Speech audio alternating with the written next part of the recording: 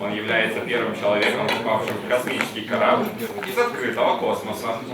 Адказ на гэты і мноства іншых пытанняў шукалі эрудыты з усёй вобласці. Студэнты, праграмісты, юрысты, гісторыкі. Гульня аб'яднала людзей розных прафесій і інтарэсаў. Галоўнае – імкненне да новых ведаў і жаданне знайсці адказ на самае складанае пытанне. Я играю с 2009 года, еще будучи школьным ЧГК, ребенком.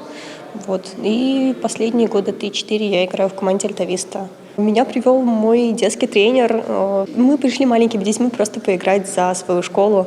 Вот. Но нам это все очень понравилось. Мы влюбились в что, где, когда. И, в общем-то, с тех пор не могу сказать, что я к нему охладела. Гораздо интереснее проводить время, когда все-таки интересно самому и как-то вникать в какие-то вопросы. Ну и что-то новое узнаешь сам для себя, какие-то вещи, которых раньше не знал.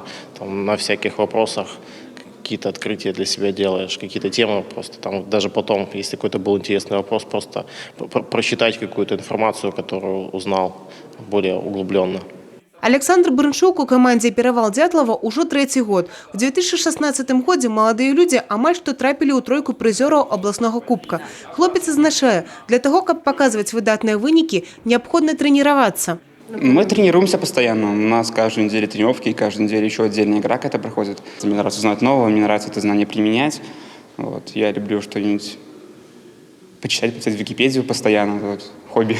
Взаимодействие с командой, это все это интересно. Как будто именно сам процесс, когда вот 6 человек этим занимаются одновременно, и как будто именно играют как бы в пас в команде, это вот очень здорово, когда получается. Падчас абласнога турніра вызначылі лепшага ў каманднай сваёй гульні і што дзе калі. Падвялі ў гэты дзень і агульныя вынікі сезона Брестской интеллектуальной лиги. У нас в Бресте стабильно около 10 команд, играющих в спортивной версии «Что, где, когда».